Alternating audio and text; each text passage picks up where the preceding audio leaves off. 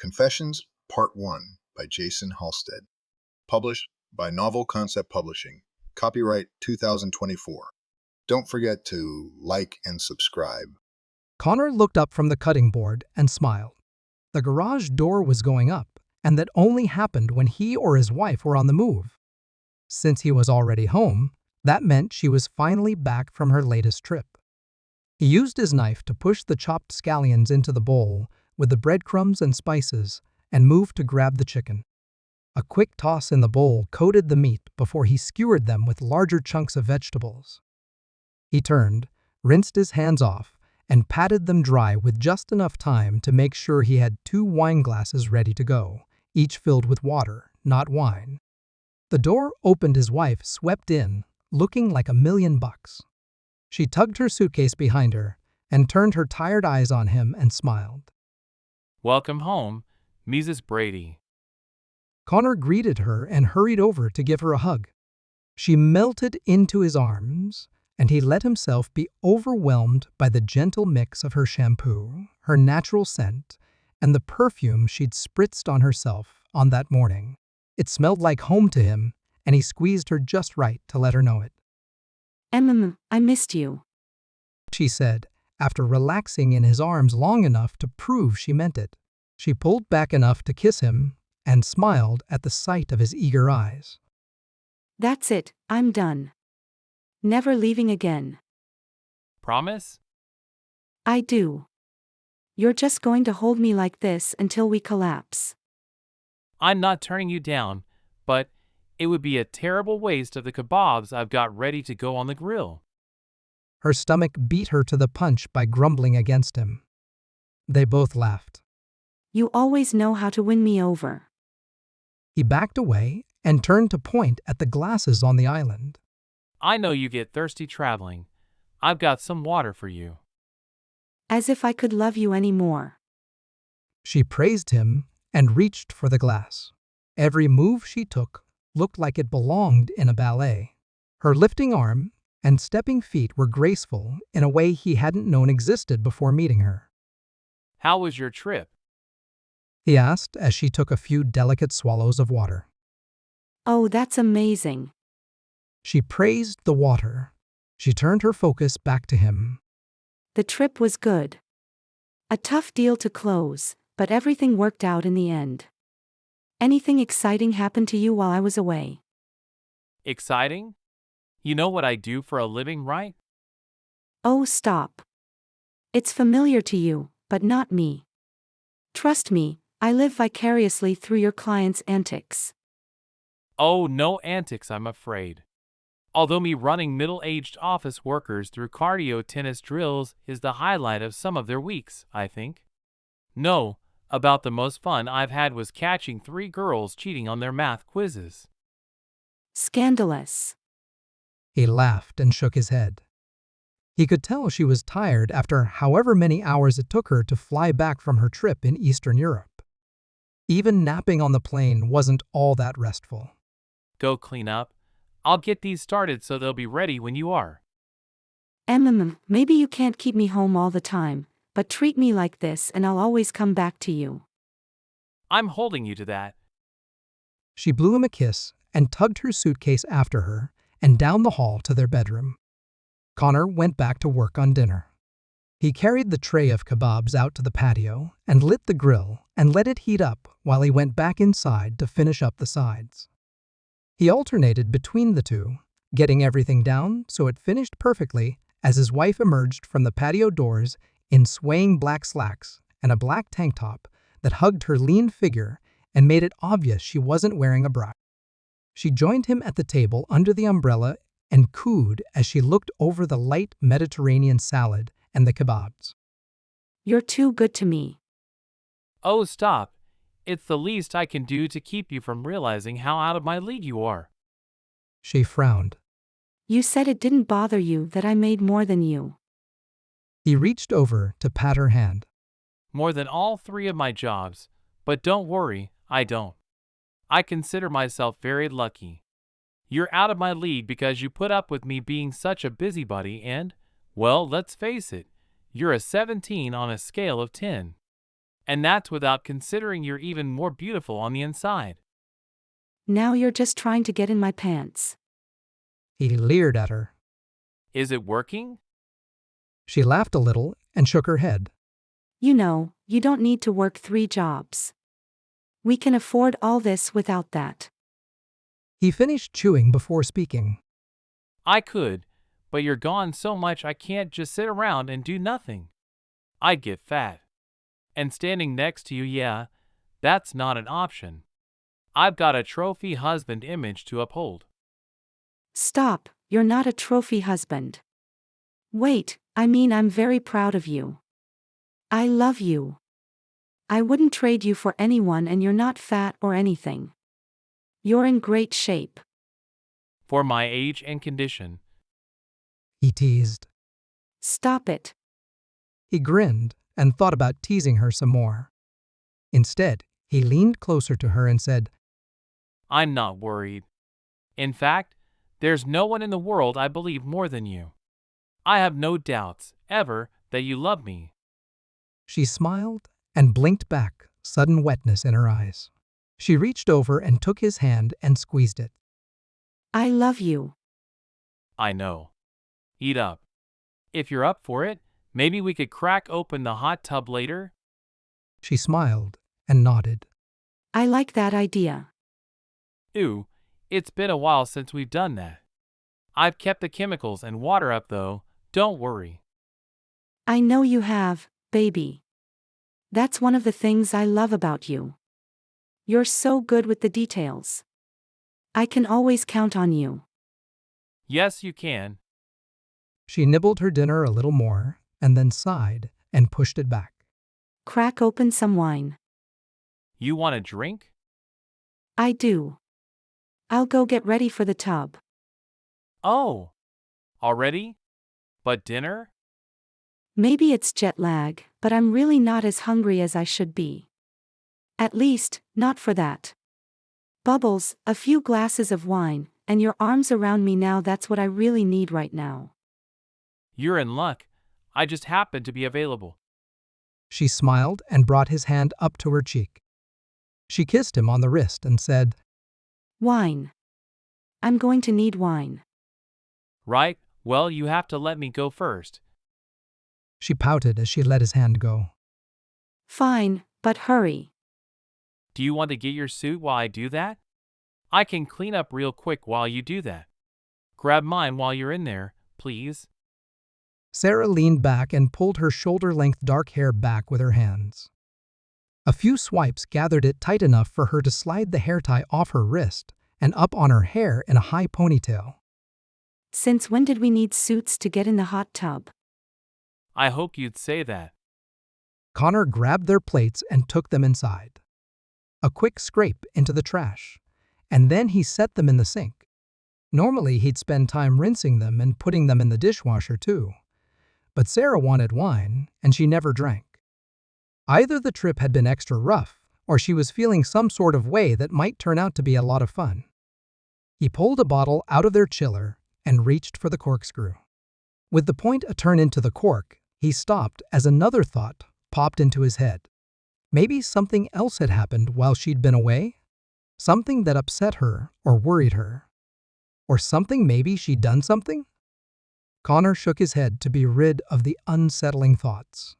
He swallowed against the sudden dryness in his throat and then went to work on getting the cork out of the bottle. A few moments later, he tucked it in a bowl and added some ice. He grabbed 2 glasses by threading his fingers through their narrow stems and made his way back out to the patio and the hot tub that was tucked next to a cross-hatched wall built to block the wind. This late in the day, the sun had moved and the house cast it in shadow.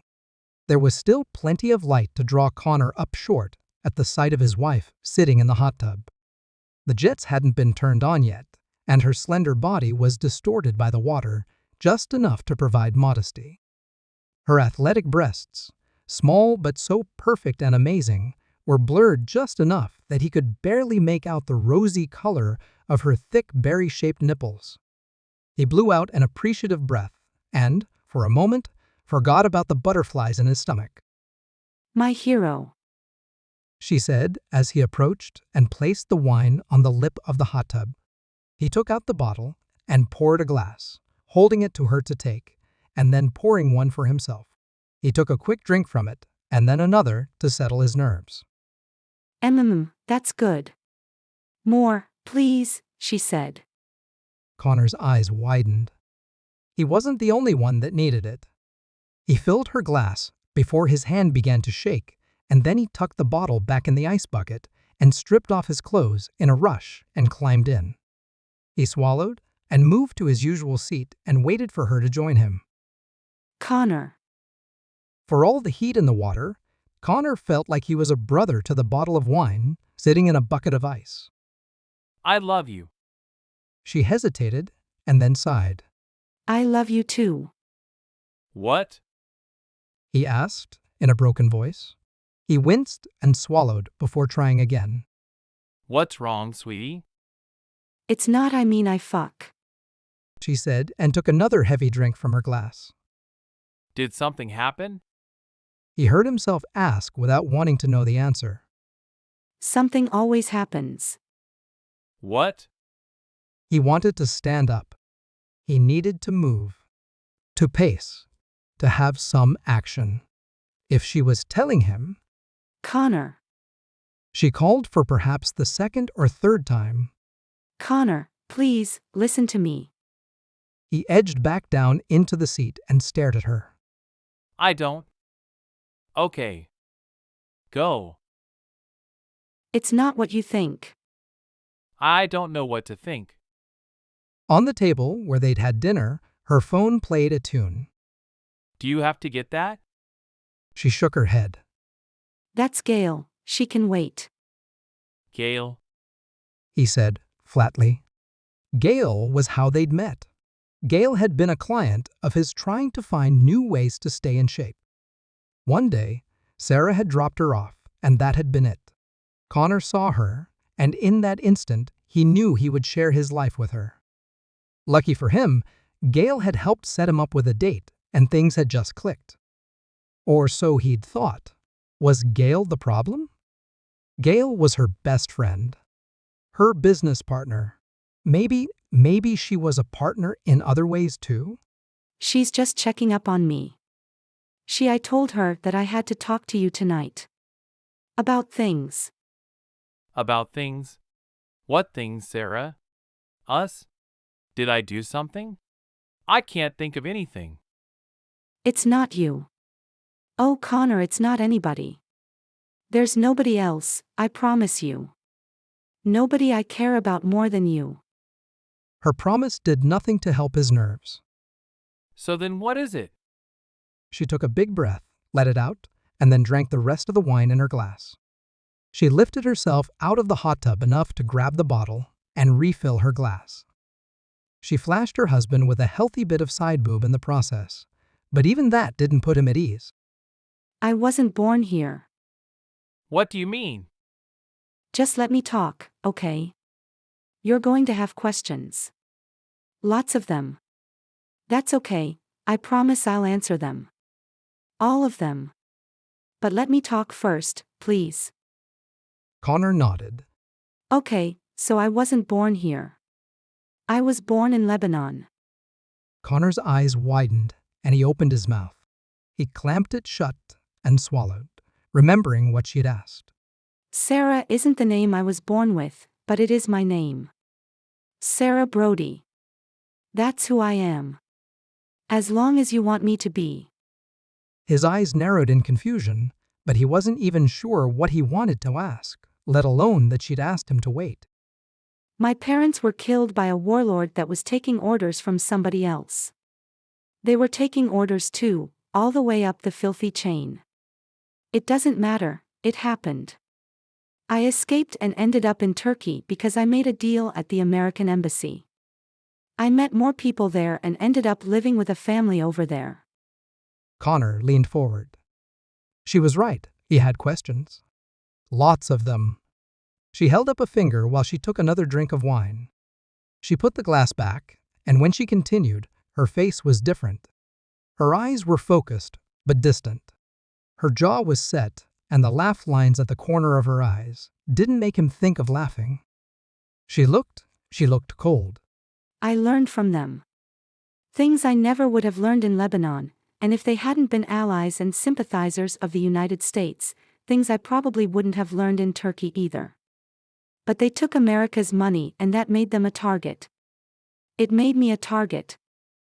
They died in a car bomb. I was hospitalized because I had been running late. I wanted this stupid toy and I had to go back for it. I came back out through the door and then I woke up the next day with burns and bandages and a lady from the American embassy that promised me she'd make sure I was safe. My God. She snapped out of her cold stare and glared at him. He stiffened and pressed his lips together. When I could, they brought me to America. No family this time. It was a boarding school. I was educated as much as I was trained.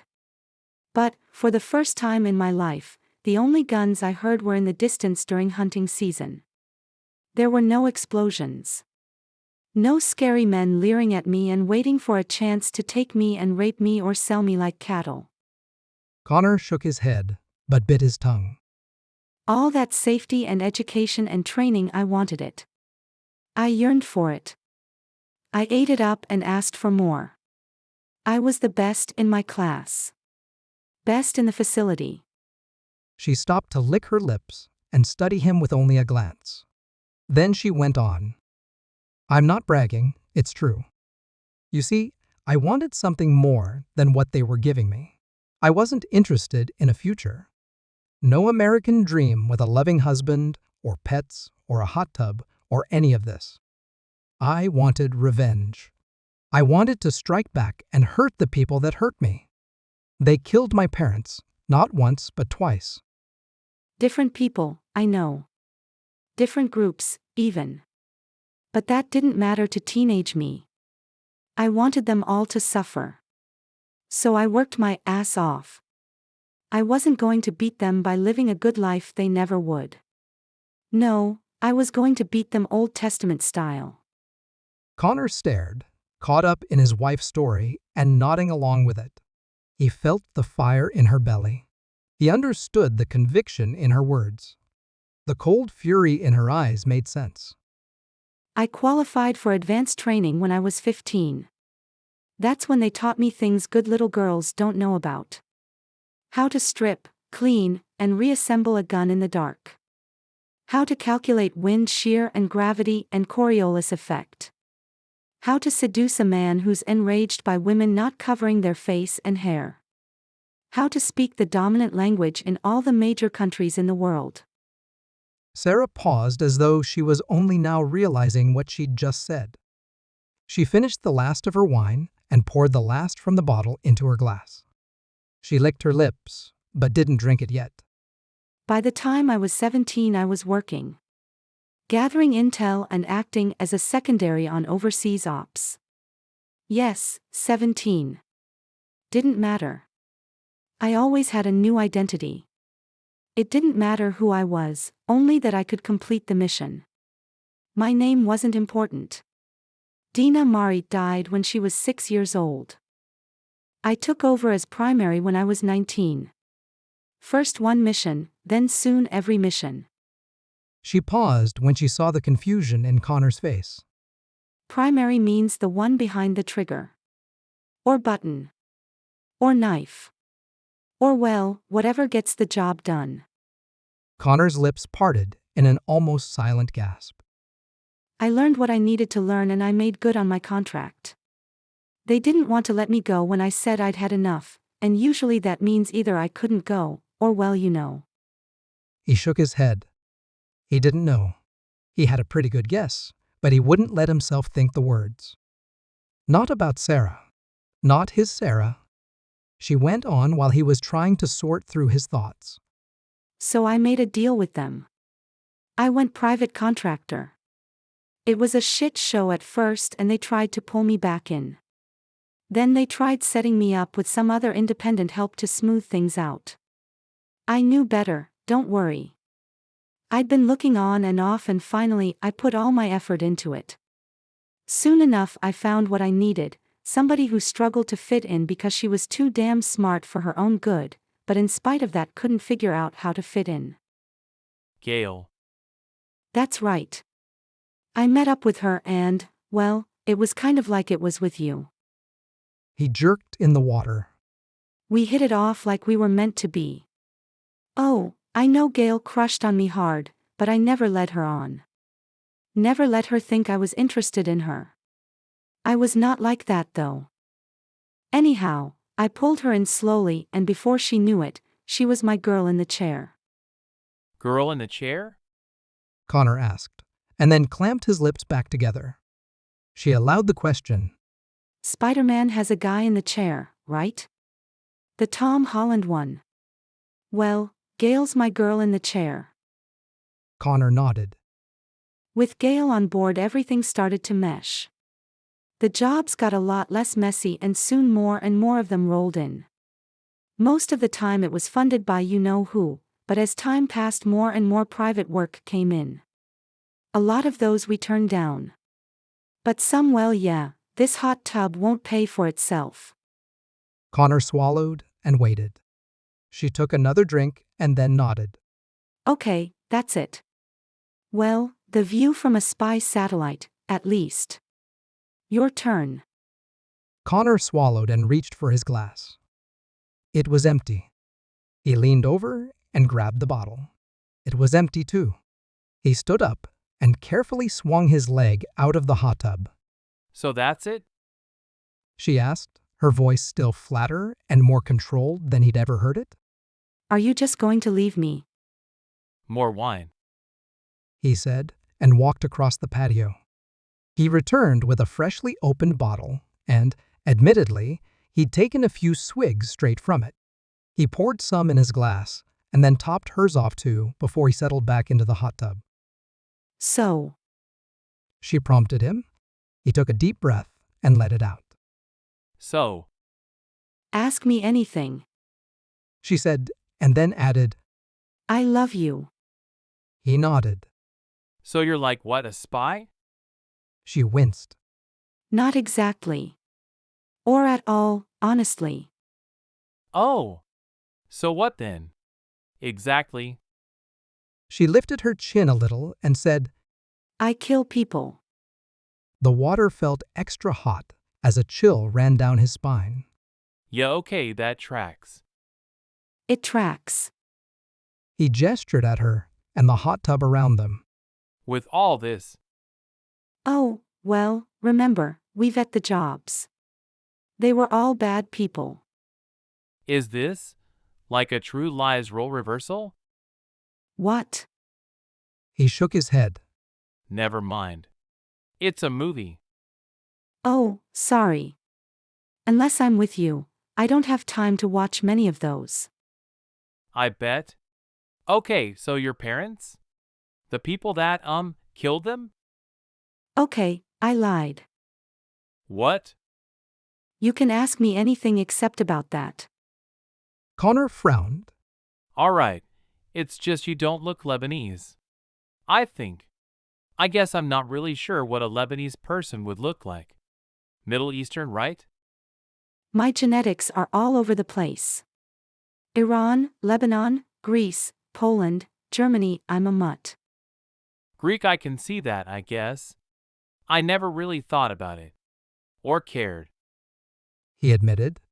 You're you, and I'm sorry about your parents. She smiled sadly. Okay, I mean, yes, I took care of the people that killed them. I'll say that much. The ones I could, at least. Some of them were already gone. I don't like talking about that. Any other jobs? Anything else, it's open. I'll tell you.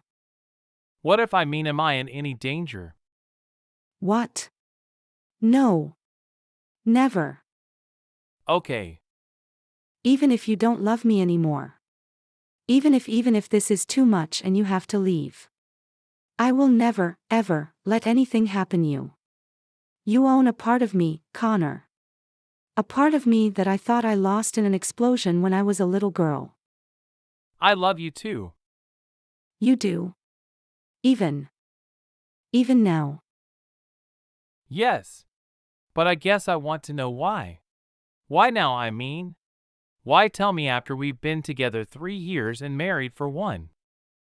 I wanted to. I knew, a long time ago, that I had to tell you. Gail was worried though. She knew how dick whipped you made me. Dick whipped? That sounds like Gail, all right. Sarah almost laughed.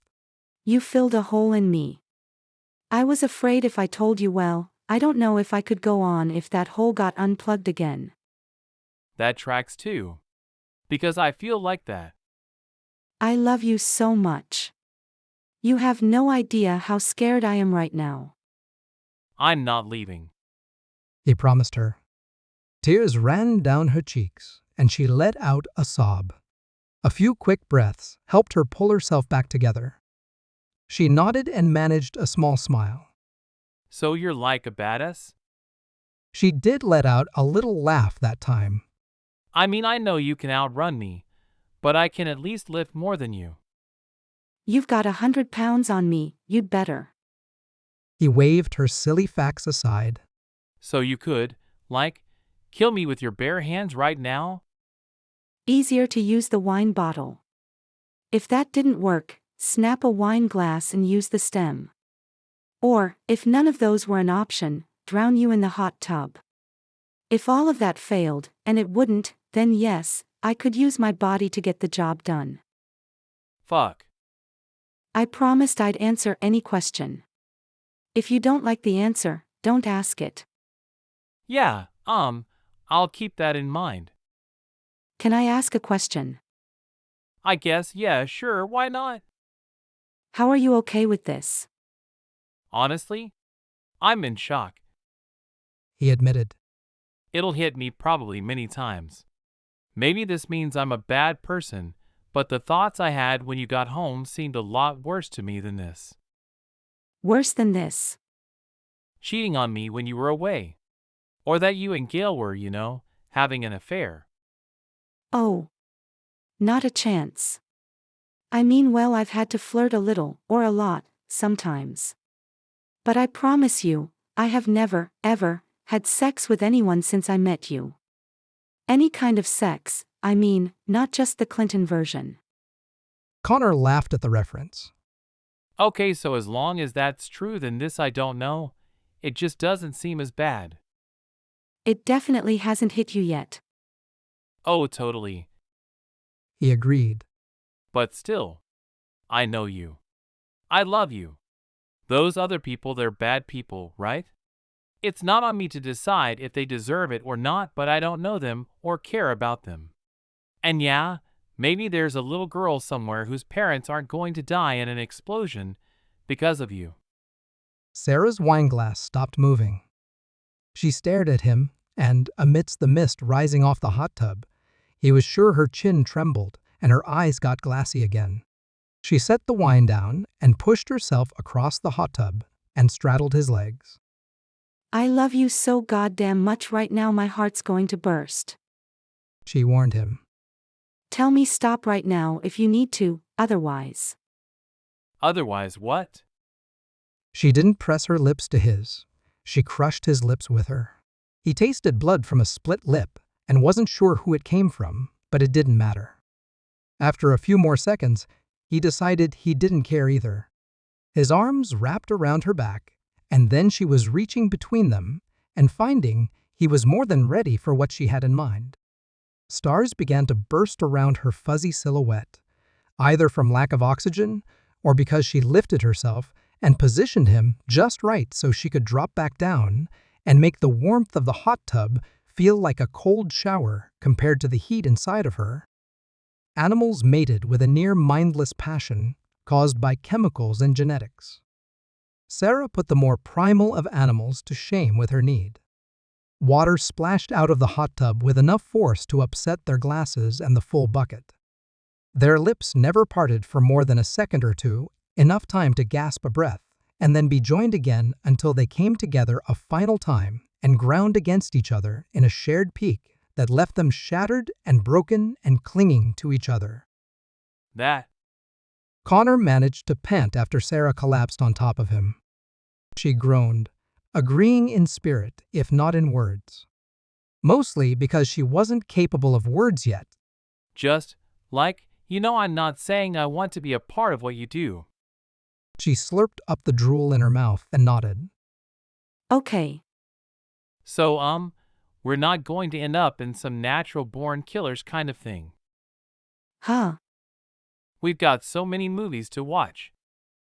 She smiled and kissed him. I fucking love you so much.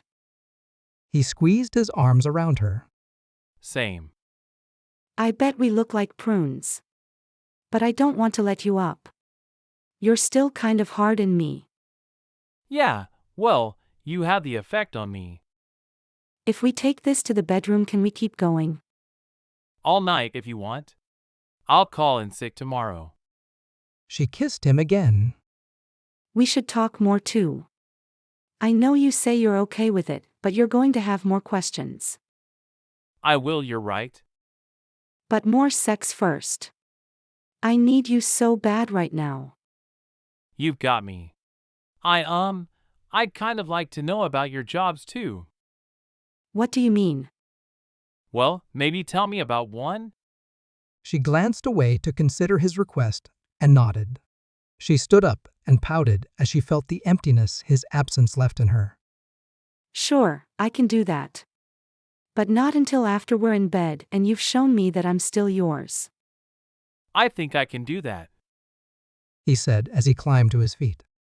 No, wait, I know I can do that. Matter of fact, I'm not sure you've had enough training to stop me from doing that. She grinned and reached for his hand. It was time for action, not words. Those would come later, after they did. The end. Thank you for listening to the first episode in the Confession series. If you made it this far, be sure to like and subscribe. Check out the Confessions playlist often for new releases in this series.